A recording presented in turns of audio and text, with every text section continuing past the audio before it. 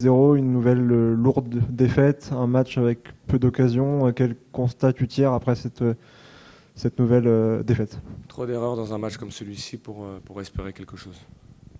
Dès l'entame, sur le deuxième but. Troisième but, on est pris en contre. Donc dans un match comme celui-ci de très haut niveau, si on fait ces erreurs-là, malheureusement, on est puni. Bonsoir Habib. On t'a vu discuter assez vivement et longuement avec Brice Samba après le deuxième but. Est-ce qu'on peut avoir un peu la nature de ces échanges, s'il te plaît? Ça reste entre lui et moi.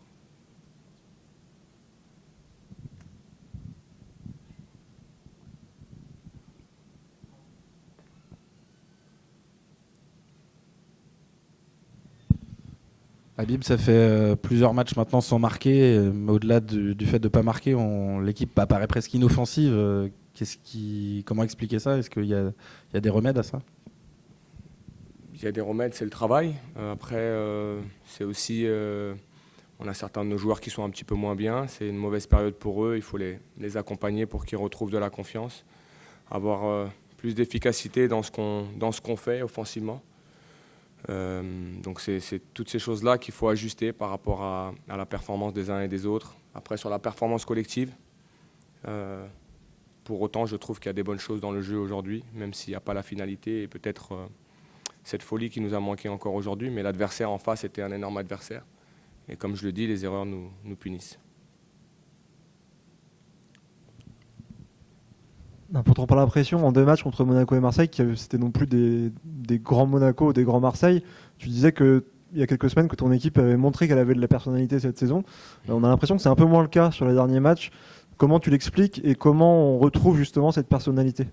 Par le jeu, par la volonté de jouer. Après, lorsqu'on dit que ce n'est pas un grand Monaco et ce n'est pas un grand Marseille, ça c'est votre appréciation de votre place, elle est simple.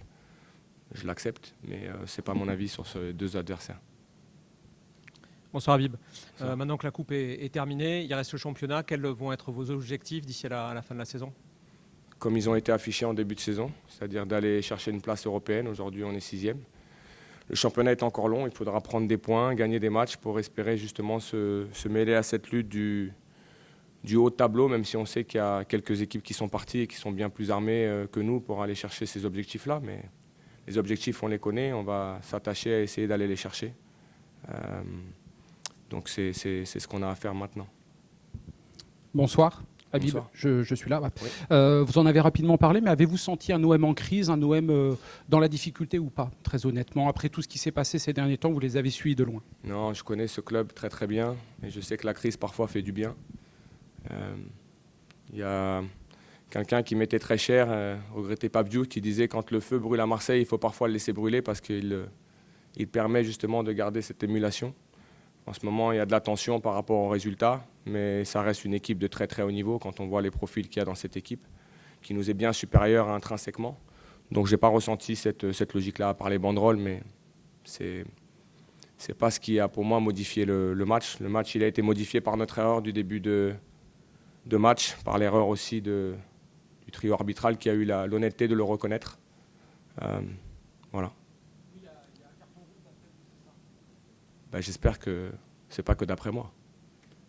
Pour aller dans le sens de... Bonjour coach. Pour aller dans le sens de mon confrère, est-ce que vous avez été surpris par l'OM et tactiquement, est-ce que vous attendiez à voir l'OM jouer avec une base de relance à 3 ou est-ce que ce 4-2-3-1 de Roberto De Zerbi vous a surpris sur ce match? Non, pas du tout, puisqu'on avait mis en place un 5-4-1 pour fermer l'intérieur du jeu et ne pas leur donner des connexions sur les côtés, justement pour éviter qu'ils puissent doubler dans la largeur. Je trouve qu'ils ont eu beaucoup de possessions stériles par le bas. Quand ils ont tapé sur les côtés, ils ont eu quelques situations de centre. Mais pour autant, ils ont eu du mal à nous contourner. Et nous, le problème, c'est qu'on se met en difficulté dès la première minute de ce match. Donc le plan de jeu, forcément, il se modifie. Et ce que je vous dis, c'est qu'avec autant d'erreurs, on ne peut pas espérer gagner un match comme celui-ci. Mais je n'ai pas été surpris par ce qu'ils proposent. Il n'y a pas forcément d'énormes variations par rapport à ce que l'OM propose. Soit ils sortent à 3-1, soit ils sortent à 3-2. Ils ont la capacité de maintenir des joueurs en haut et ils ont aussi l'efficacité devant.